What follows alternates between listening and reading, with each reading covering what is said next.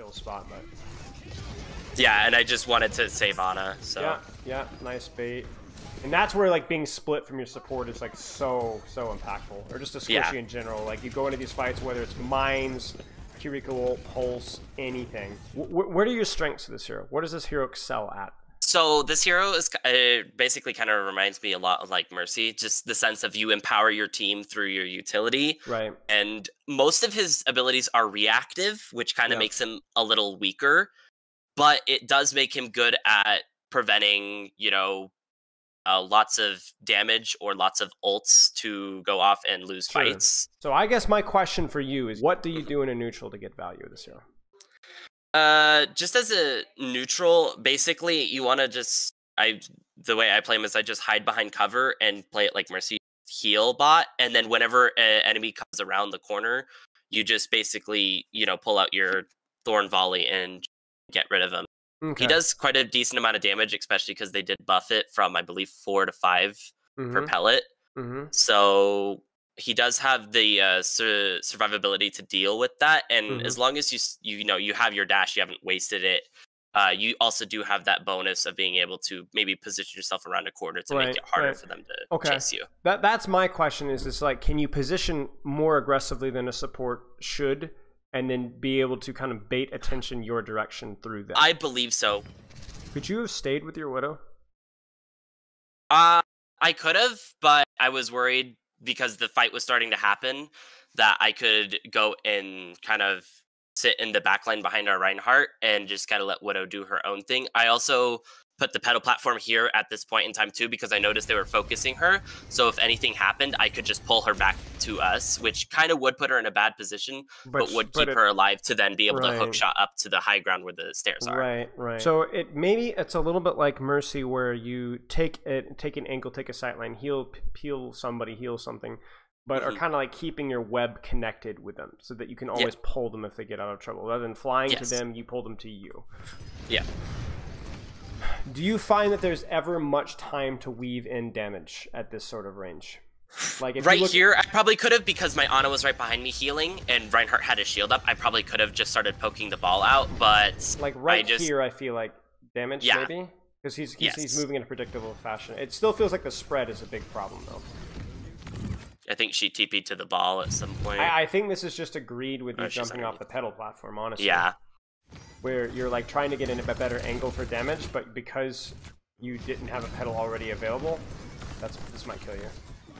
Or at least it's going to cause a lot. I mean, it's going to kill your Widow, because you're going to be running for your life and not getting off. Yeah. So I guess here it would be, the mistake is I use my Petal, but I drop off of it. But I drop off too soon. If I'd had 3 seconds on Petal, 5 seconds on Petal even, I go for the shots here, 3, 2, 1. Okay, now I'm being focused. I can Petal immediately right here. I don't. And then honestly, a little bit of a panic here. Yeah, it was a panic. Because if I'd Petaled right underneath me right there, Kiriko would have also gotten the Petal up with me. So it's like, use a cooldown, play a little bit safer, cooldown starts to come off of cooldown, I can take a more aggressive angle, because I know how I have to get out of jail free card. Now, here's the question though. If you had Petal, would you consider rotating this way for an off angle on healing your Genji and maybe baiting the ball away? That's what I think I end up doing. Or maybe even like here where you can still pull your Ana. Yeah. I keep thinking about like what's a better, more impactful, proactive position that you could take because you have Petal, right? Yeah, and I just wanted to save Ana, so. Yeah, nice bait. And that's where like being split from your support is like so impactful. Or just a squishy in general. Like you go into these fights, whether it's mines, Kiriko, Pulse, anything.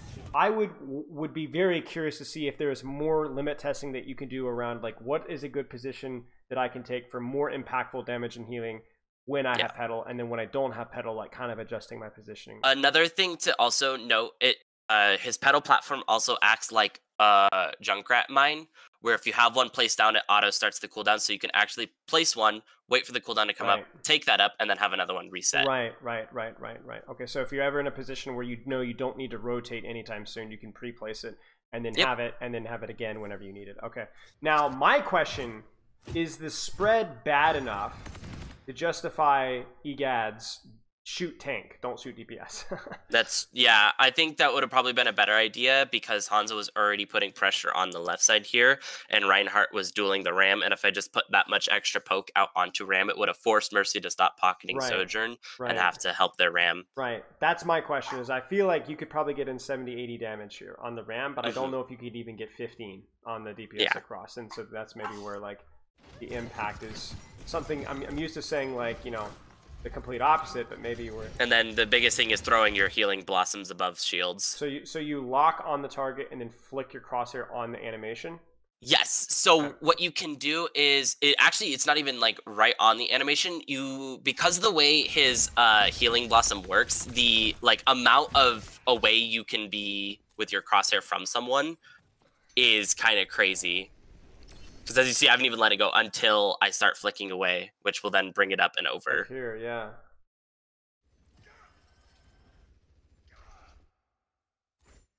It's still, you still have the blue little box around the Ryan, even though the crosshair is up here. And that would also mean I could technically life grip him with that blue little box as well. Interesting, interesting. So it's like there's like a grace period before it expires, essentially. Yes. Kind of like Mercy Beam. Yep. Okay. I end up putting Tree down to help our Genji with his blade. Now, this is where I get to nitpick a little bit. I know that like you just pulled Ana to high and you're trying to create a split, but you don't have your Petal here. Yeah. I don't think you should be pushing here. I think you should be dashing probably honestly back here. Create a split between you and your Ana. And the thing is I didn't need to get this close either because I can cast Tree of Life from 30 meters away. Right. Would this ever be a situation where like there's no reason to take an aggressive position here? So you would you just like throw a Petal here? I could, because actually if the Petal lands right where that Sojourn's standing, because the way it works is if your head box touches a ceiling, it'll stop the platform. Right. Which would actually mean it literally cuts it off so that way Ram can't walk, which means they have to break Petal platform there.